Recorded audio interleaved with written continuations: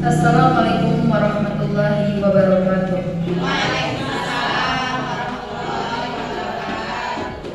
Alhamdulillahirabbil alamin. Assalatu wassalamu ala asrofil anbiya'i mursalin wa ala alihi wa sahbihi rasulillahi ajmain.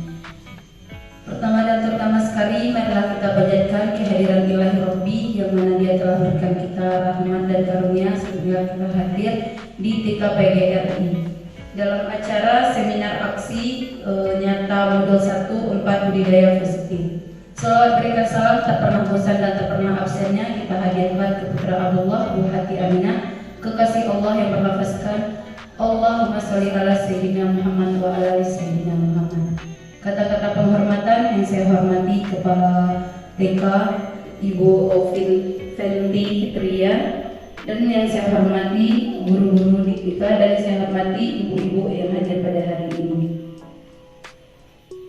Baiklah, kita langsung saja acara yang pertama, yaitu pembacaan ayat suci Al-Quran yang dibawakan oleh Melisa. Kepada Melisa kami persilakan.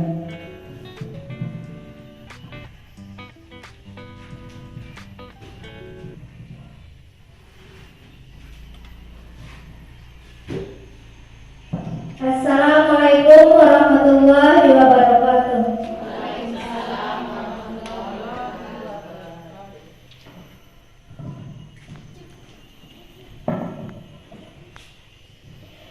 A'udzubillahi minasyaitonir rajim. Bismillahirrahmanirrahim. Ya ayyuhan nasu kulu mimma fil ardi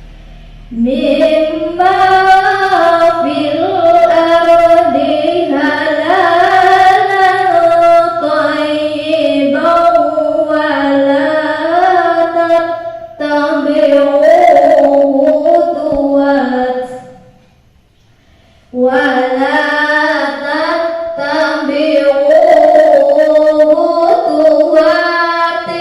syaitan. Innahu lakum aduwwum mubin. Innama ya'murukum bis-su'i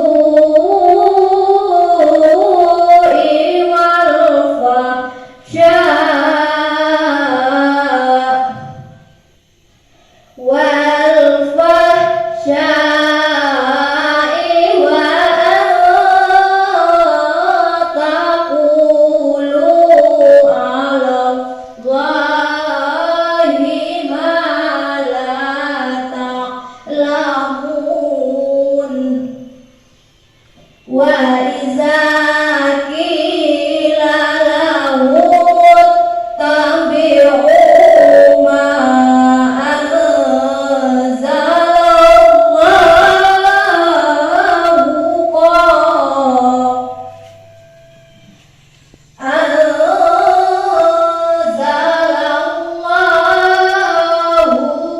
qalu bal nattabi'u ma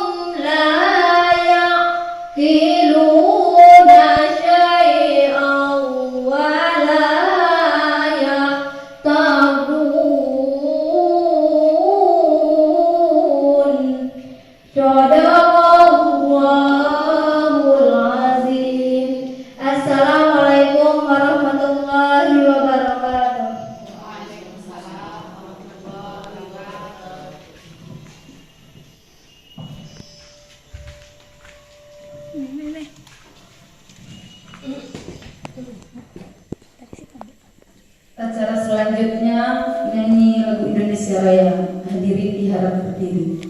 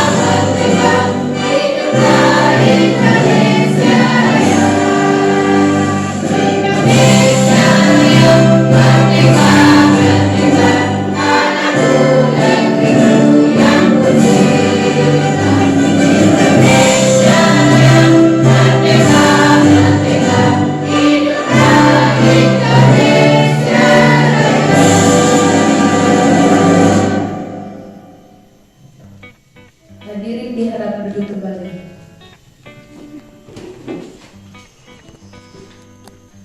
Acara selanjutnya kata sambutan dari kepala sekolah, yaitu Ibu Fendri Fitria. Kepada Ibu Fendri Fitria kami persilahkan.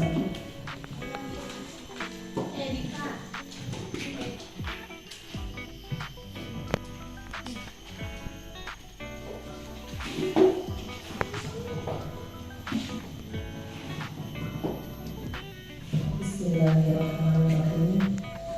Assalamualaikum warahmatullahi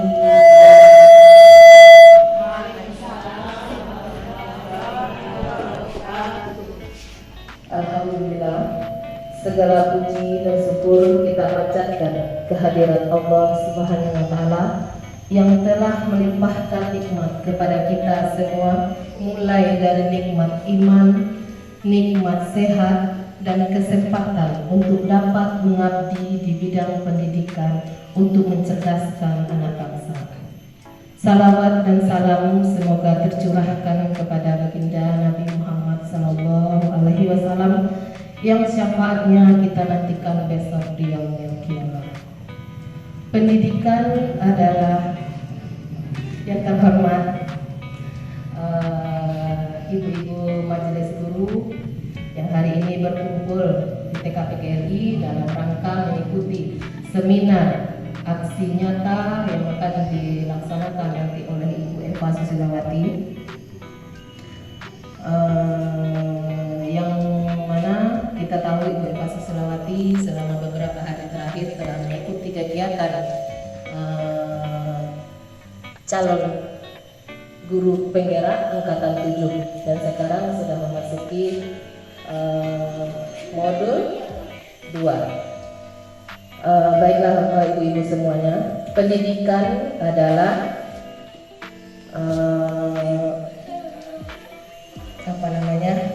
modal dasar dan utama bagi suatu bangsa dalam upaya meningkatkan kualitas sumber daya manusia yang dimilikinya. TKPGRI sebagai salah satu institusi pendidikan senantiasa berusaha mewujudkan apa yang menjadi harapan pemerintah dan masyarakat melalui serangkaian kegiatan dan program yang berorientasi kepada peningkatan kualitas dan daya saing. Dalam rangka merealisasikan hal tersebut, maka hari ini Ibu Eva Susilawati akan melakukan seminar aksi nyata modul 1.4 budaya positif sebagai salah satu tugas calon guru penggerak angkatan 7. Harapan kami, penerapan budaya positif ini dapat ditiru dan diterapkan oleh guru-guru yang lain. Saya di sini juga berharap Ibu Eva Susilawati bisa memberikan motivasi kepada kita semua untuk terus melakukan kebaikan-kebaikan untuk mewujudkan pendidikan dan mewujudkan profil pelajar Pancasila di sekolah masing-masing. Akhir kata, wabillahi taufiq wal hidayah. Assalamualaikum warahmatullahi wabarakatuh.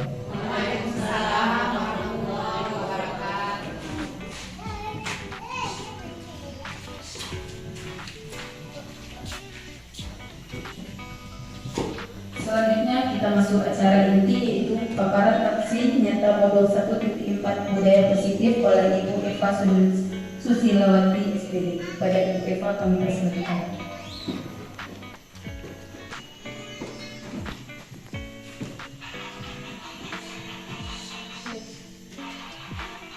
Assalamualaikum warahmatullahi wabarakatuh.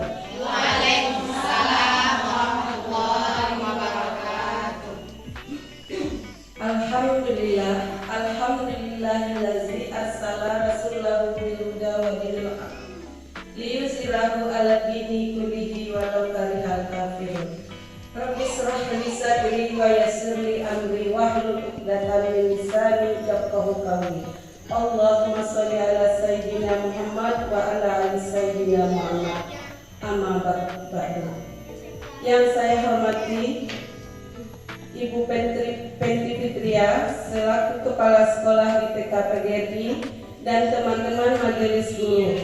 Pada hari ini Sabtu tanggal 4 Februari tahun 2023, saya sengaja mengundang ibu-ibu untuk melakukan aksi nyata saya modul 1.4, yang mana pada hari ini saya akan berbagi praktek baik dengan rekan-rekan guru yang lain, dengan harapan apabila ibu-ibu kembali bekerja di tempat sekolahnya masing-masing, apa yang didapat pada hari ini mudah-mudahan dapat diterapkan.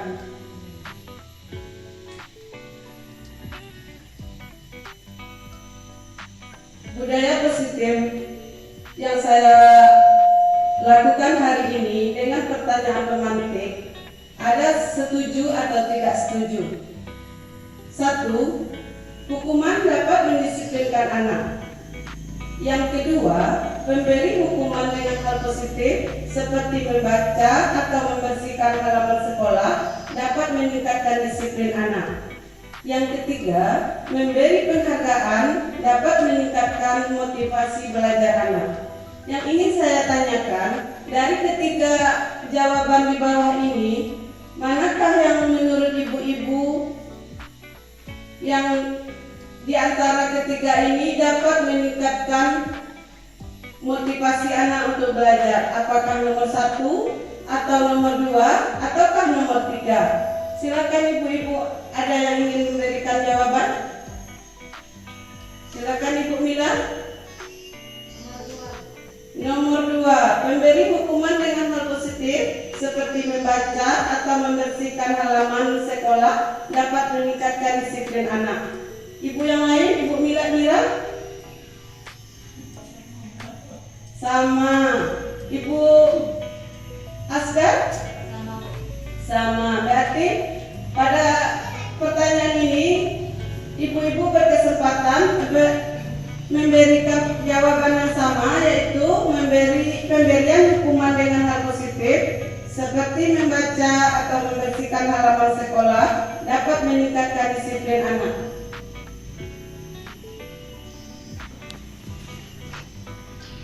Topik yang ingin saya sampaikan pada hari ini adalah 1. Disiplin positif dan nilai-nilai kebajikan universal. 2. Teori motivasi, hukuman, dan penghargaan restitusi. Yang ketiga, keyakinan kelas. Yang keempat, kebutuhan dasar manusia dan dunia berkualitas.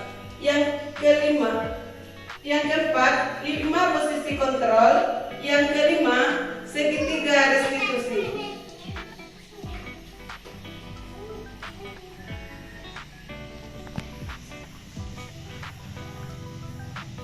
Sekarang kita akan berbicara tentang perubahan paradigma, yaitu kita akan melakukan kegiatan kepalan tangan.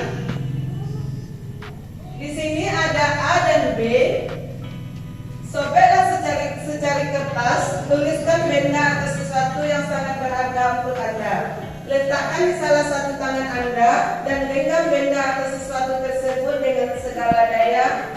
Buatlah sebuah kepalan. Teman Anda atau B akan mencoba dengan sekuat tenaga dengan berbagai cara untuk meminta Anda memberikan benda tersebut. B bisa membujuk, mengancam, menghardik, merayu, menyuap.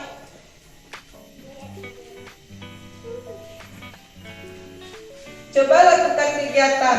Cobalah buka di atas dengan B secara bergantian. Masing-masing A dan B memiliki waktu 30 detik. Sesudah itu diskusikan kegiatan ini dan coba jawab pertanyaan di bawah ini secara mandiri dan diskusikan kembali dengan rekan Anda B. Bandingkan jawaban Anda apakah berbeda atau sama. Bila berbeda, kira-kira mengapa? Nah, sekarang kita akan membuat kepalan tangan. Anggap di sebelah tangan Anda, di kepala tangan ibu-ibu ada sesuatu yang berharga.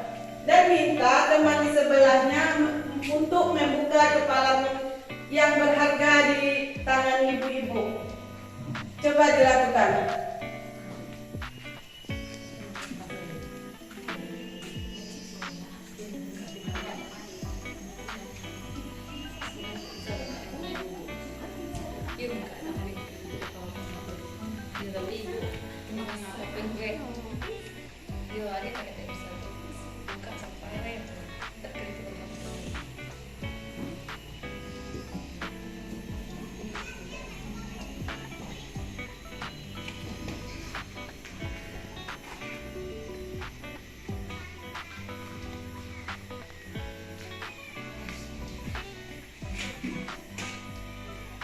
Nah, jawabannya, siapakah yang sesungguhnya memegang kontrol? Yang menutup kepala tangan atau yang berusaha dengan segala cara untuk membuka kepala tangan rekannya?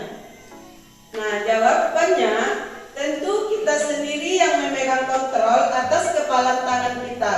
Apakah kita membuka atau menutup kepala tangan kita, itu tergantung pada diri kita masing-masing, sesuai dengan kebutuhan dasar kita saat itu. Apakah makna disiplin? Disiplin berasal dari bahasa Latin yang artinya belajar.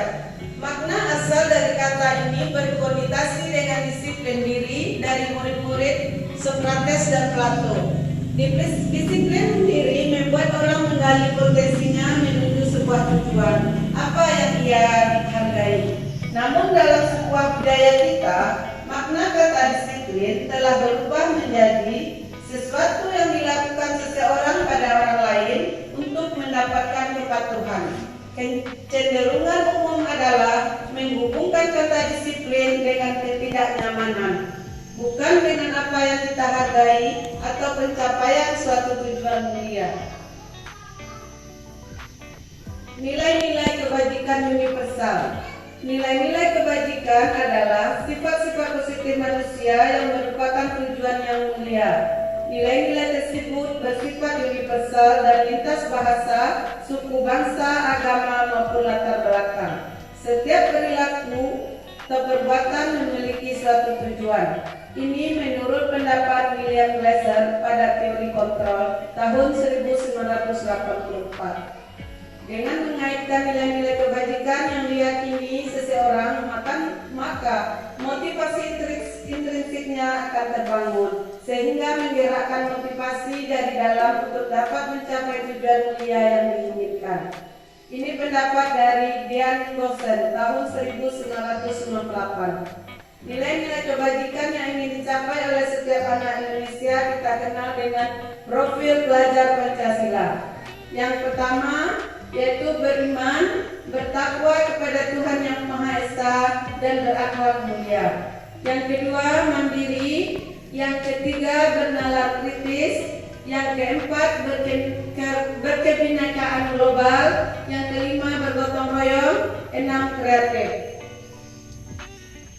Teori motivasi, hukuman, dan penghargaan atau restitusi. Teori motivasi perilaku manusia. Untuk menghindari ketidaknyamanan atau hukuman, apa yang akan terjadi apabila saya tidak melakukannya?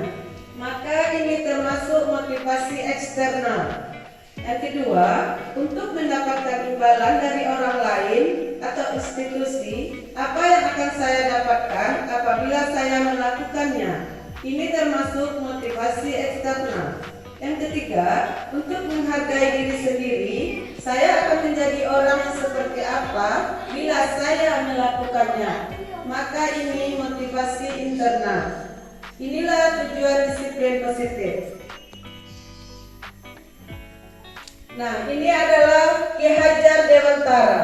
Merdeka menurut Ki Hajar Dewantara artinya, merdeka itu artinya tidak hanya terlepas dari perintah, akan tetapi juga cakap buat memerintah diri sendiri. Ki Hajar adalah seorang tokoh pahlawan nasional dan juga tokoh pendidikan. Pada kesempatan ini yang terkenal dengan 3 semboyannya. 1. Ingatso Sungtulodo, yang kedua Ingmadio Mangunkorso, yang ketiga Temburi Handayani. Dihukum oleh penghargaan, bahwa penghargaan berlaku sama dengan hukuman, dalam arti meminta atau membujuk. Seseorang melakukan sesuatu untuk memenuhi sesuatu tujuan tertentu dari orang yang meminta atau membujuk. Dorongannya eksternal dan akan ada faktor ketergantungan. Beberapa dampak dari pemberian penghargaan. Ini menurut Alfie Kohn tahun 1993. Pengaruh jangka pendek dan jangka panjang. Penghargaan merusak hubungan. Penghargaan atau menghukum. Penghargaan menurunkan kualitas. Penghargaan mengurangi ketepatan. Penghargaan mematikan kreativitas. Penghargaan tidak efektif. Penghargaan mengurangi motivasi intrinsik. Bentuk program kebajikan atau apresiasi. Dalam memberikan apresiasi atau pengakuan perlu diingat beberapa hal. 1. Berikan pengakuan secara khusus. 2. Berikan pengakuan secara pribadi. 3. Berikan pengakuan kepada semua murid atau bergantian. 4. Berikan pengakuan secara konsisten. 5. Fokus pada proses. Perbedaan hukuman dan konsekuensi. Contohnya, mencatat 100 kali di dalam buku kalimat, saya tidak akan terlambat lagi karena terlambat ke sekolah. Maka ini termasuk hukuman. Yang kedua, lari mengelilingi lapangan basket 2 kali karena terlambat hadir di sekolah. Ini juga termasuk hukuman. Yang ketiga, murid diminta untuk push up 15 kali karena tidak menggunakan masker ke sekolah, juga termasuk hukuman. 4. Menggantikan kertas tugas teman yang telah dicoret-coret, ini termasuk konsekuensi. Membersihkan tumpahan air di meja tulis karena tersenggol pada saat belajar, ini termasuk konsekuensi. Murid disuruh mengenakan sepatu seharian di sekolah karena tidak menggunakan sepatu hitam. Ini termasuk hukuman. 5. Terakhir, melari mengelilingi lapangan basket 2 kali karena terlambat 10 menit untuk pelajaran PJOK. Ini termasuk konsekuensi. Perbedaan hukuman dan konsekuensi. Hukuman artinya sesuatu yang menyakitkan harus terjadi. Konsekuensi, sesuatu harus terjadi. Yang kedua, buat anak sakit, fisik maupun hati untuk jangka waktu lama. Membuat anak merasa tidak nyaman dalam jangka waktu pendek. Yang ketiga, anak membenci kedisiplinan. Konsekuensi anak menghargai disiplin. Hukuman termasuk paksaan, konsekuensi termasuk stimulus atau tanggapan. Hukuman mendorong anak menyakiti diri sendiri, sementara konsekuensi mendorong anak agar mudah menyesuaikan diri. Hukuman konsep diri yang buruk, sementara konsekuensi konsep diri yang baik. Hukuman anak belajar untuk menyembunyikan kesalahan, konsekuensi anak belajar untuk mematuhi peraturan. Yang terakhir, hukuman marah, rasa bersalah, dipermalukan, merasa tidak dihargai. Sementara konsekuensi kehilangan hak, dibuat tidak nyaman, diasingkan untuk sementara. Apa itu restitusi? Restitusi adalah proses menciptakan kondisi bagi murid untuk memperbaiki kesalahan mereka, sehingga mereka bisa kembali pada kelompok mereka dengan karakter yang lebih kuat. Restitusi juga merupakan proses kolaboratif yang mengajarkan murid untuk mencari solusi untuk masalah mereka dan membantu murid berpikir tentang orang seperti apa yang mereka ingin menjadi tujuan mulia dan bagaimana mereka harus memperlakukan orang lain. Ini pendapat dosen tahun 2004. Hukuman sesuatu yang menyakitkan harus terjadi, sementara arti konsekuensi sesuatu harus terjadi. Restitusi merupakan pilihan. Yang kedua, tidak nyaman untuk murid atau anak untuk jangka waktu yang panjang. Konsekuensi tidak nyaman untuk murid atau anak untuk jangka waktu yang pendek. Restitusi menguatkan untuk murid atau anak dalam jangka waktu yang panjang. Hukuman, korban mendapatkan keadilan. Konsekuensi, korban bisa diabaikan. Restitusi, korban mendapatkan ganti. Hukuman, anak atau murid akan tersakiti. Konsekuensi, murid atau anak dibuat tidak nyaman. Restitusi, murid atau anak mendapatkan penguatan. Hukuman, perilaku pasif agresif meningkat. Konsekuensi, penguatan hanya bertahan dalam jangka waktu pendek. Restitusi, masalah terpecahkan. Hukuman, sistem tidak akan berjalan bila murid tidak takut. Konsekuensi, memerlukan monitoring dan supervisi terus-menerus oleh guru. Restitusi, murid belajar tanggung jawab untuk perilakunya. Hukuman, berperilaku hanya pada sebuah institusi, tidak berlanjut pada kehidupan nyata. Konsekuensi, membantu penerapan mengikuti peraturan dalam masyarakat. Restitusi, fokus pada pemecahan masalah dalam jangka waktu yang panjang. Peraturannya adalah kamu harus, sementara konsekuensi, apa peraturannya, mampukah kamu melakukannya, dan ucapannya terima kasih. Apa yang restitusi, apa yang kamu yakini, apa yang bisa kamu lakukan untuk memperbaiki masalah ini. Dan terakhir, hukuman, murid atau anak membenci peraturan. Konsekuensi, murid atau anak menghormati peraturan. Restitusi, murid atau anak menghormati dirinya dan orang lain.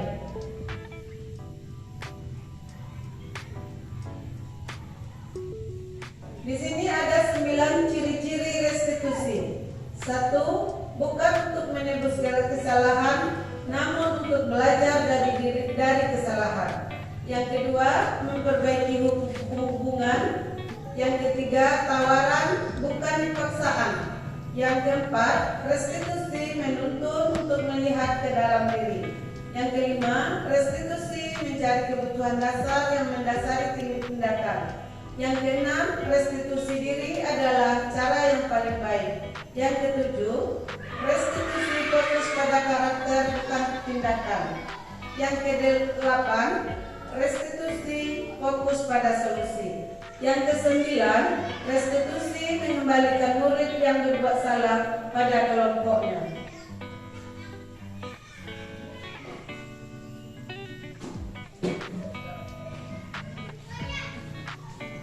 Nah, kita masuk kepada keyakinan kelas.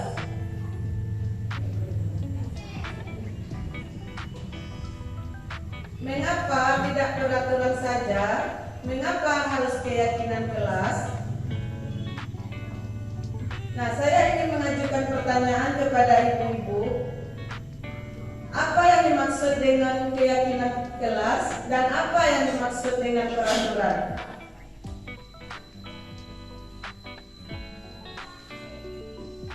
Baiklah, kepada ibu-ibu yang bisa menjawab, silakan angkat tangannya.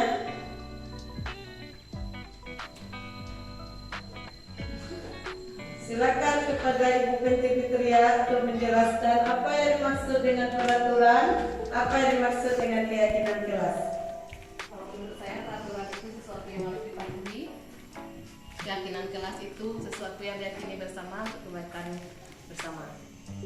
Bagus. Pertanyaan jawaban yang sangat bagus. Menurut Ibu Binti Fitria, peraturan adalah sesuatu yang harus dipatuhi, sementara keyakinan kelas adalah sesuatu yang kita yakini bersama.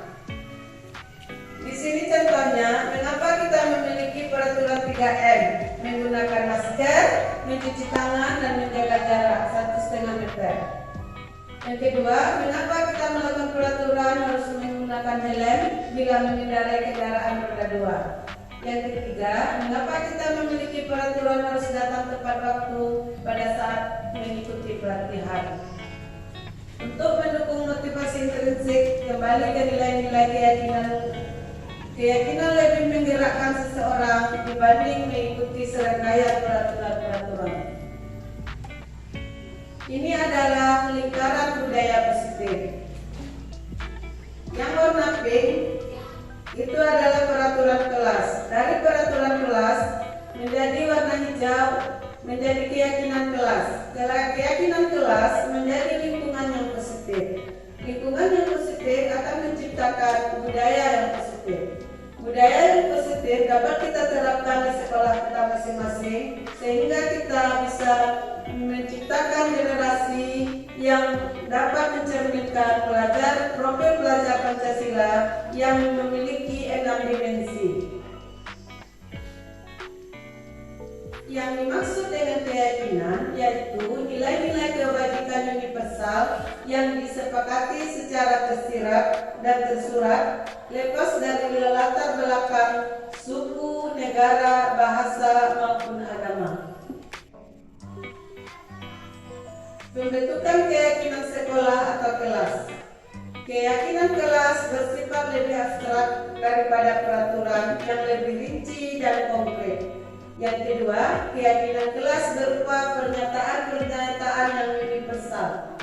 Yang ketiga, pernyataan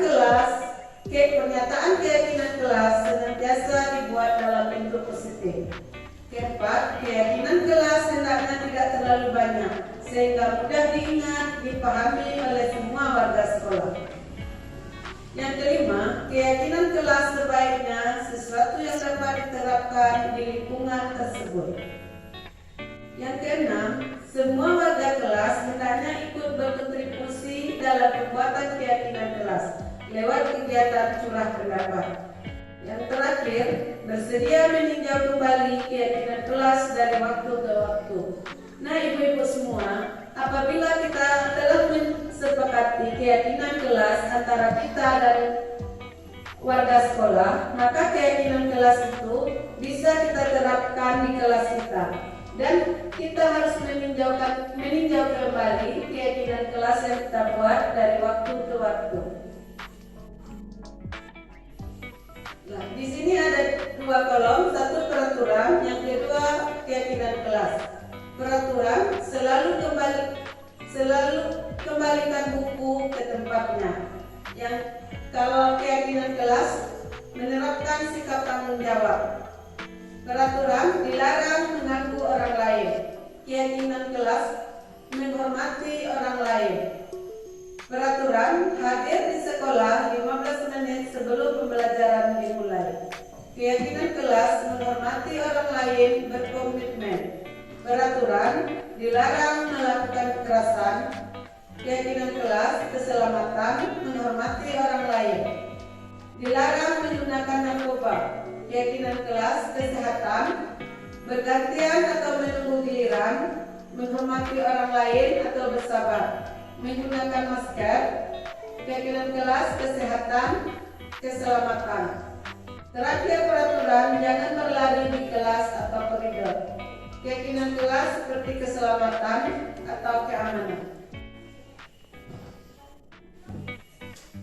Ini adalah kebutuhan dasar manusia dan dunia berkualitas. Manusia memiliki kebutuhan dasar. Kebutuhan dasar manusia terdiri dari 1. Bertahan hidup, 2. Kasih sayang dan rasa diterima, 3. Kesenangan, yang keempat kebebasan, yang kelima penguasaan.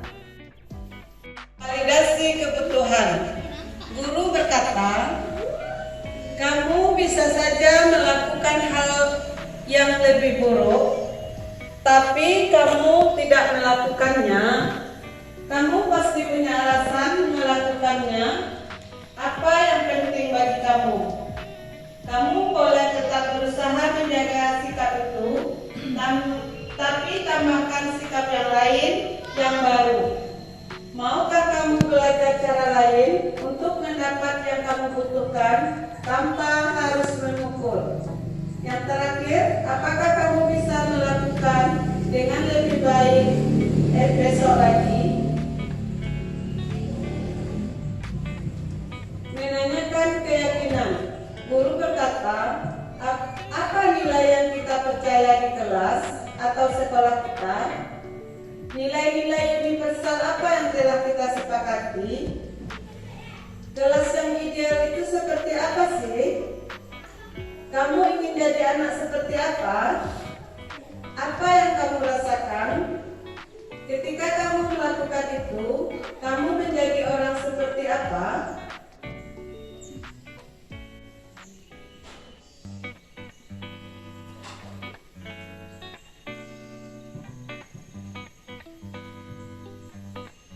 Baiklah rekan guru, di sini contoh budaya positif yang sudah saya lakukan di kelas, seperti membaca Iqra, membaca Iqra sebelum masuk kelas, bersalam dengan berbagai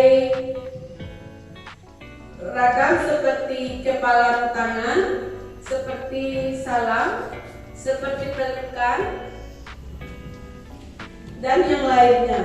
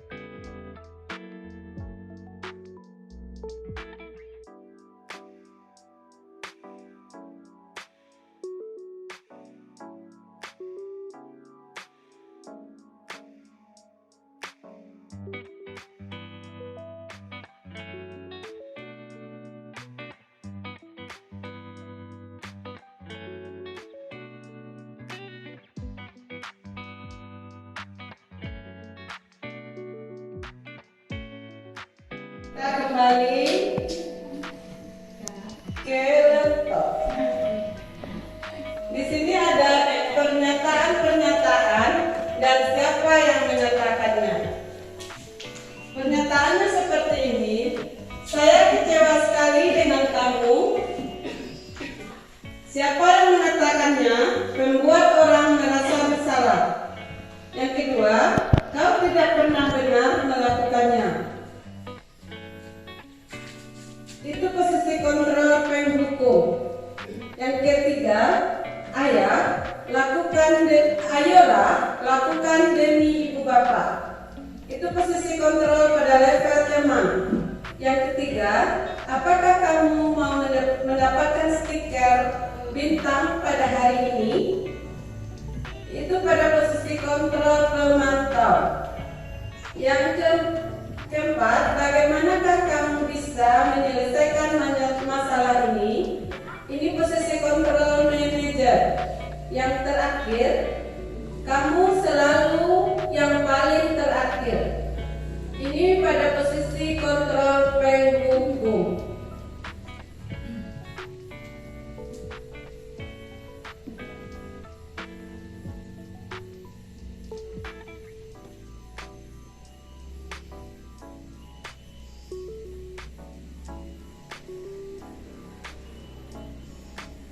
Nah, sekarang kita masuk pada segitiga restitusi. Baiklah teman-teman, baiklah rekan-rekan guru sekalian, yang dimaksud dengan segitiga restitusi adalah merupakan sebuah strategi yang dapat dilakukan sebagai proses menciptakan kondisi menuntut murid untuk memperbaiki kesalahan-kesalahan yang mereka lakukan. Dengan penerapan segitiga restitusi, murid diharapkan bisa kembali ke kelompok mereka dan telah memiliki karakter yang kuat dan memperbaiki kesalahan yang telah dilakukan. Dengan penerapan segitiga restitusi juga diharapkan mampu meningkatkan motivasi murid untuk lebih baik sepanjang hidupnya, dan motivasi tersebut muncul dalam dirinya sendiri, bukan karena faktor takut maupun mengharapkan imbalan. Ini adalah gambar segitiga restitusi. Yang pertama, menstabilkan identitas. Yang kedua, menanyakan keyakinan. Yang ketiga, validasi kebutuhan. Pertanyaannya, nilai-nilai apa yang telah kita sepakati? Yang kedua, kamu ingin menjadi orang seperti apa? Yang ketiga, kamu bukan satu-satunya yang pernah melakukan ini. Keempat, setiap orang pasti pernah melakukan kesalahan. Kelima, apakah cara yang lebih efektif untuk mendapatkan apa yang kamu butuhkan? Dan terakhir, kamu tentu punya alasan mengapa melakukan itu.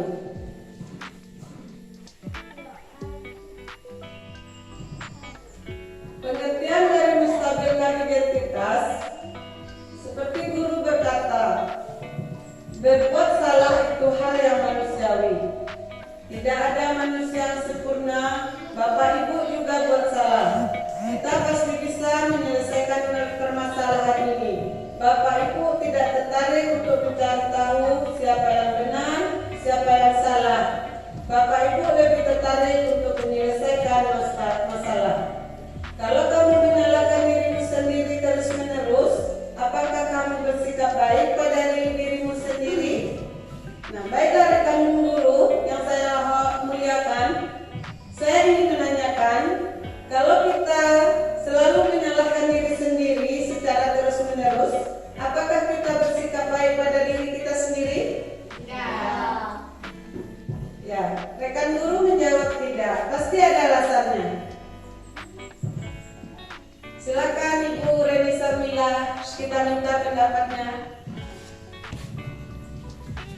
Menurut saya kalau menyalahkan diri sendiri secara terus-menerus itu tidak menghargai diri kita sendiri. Itu Bu. Makasih. Demikianlah paparan aksi nyata saya yang dapat saya sampaikan pada kesempatan ini. Banyak salah yang telah saya ucapkan. Saya mohon maaf kepada rekan-rekan guru semua karena pada saat ini saya masih belajar. Dan pada saat-saat yang akan datang, mari kita sama-sama untuk meningkatkan mutu pendidikan yang ada di daerah kita ini sehingga kita bisa mengajar dengan lebih baik dan dapat mewujudkan profil pelajar Pancasila yang telah dicanangkan oleh pemerintah kita. Wabillahi taufiq wal hidayah. Assalamualaikum warahmatullahi wabarakatuh. Waalaikumsalam warahmatullahi wabarakatuh.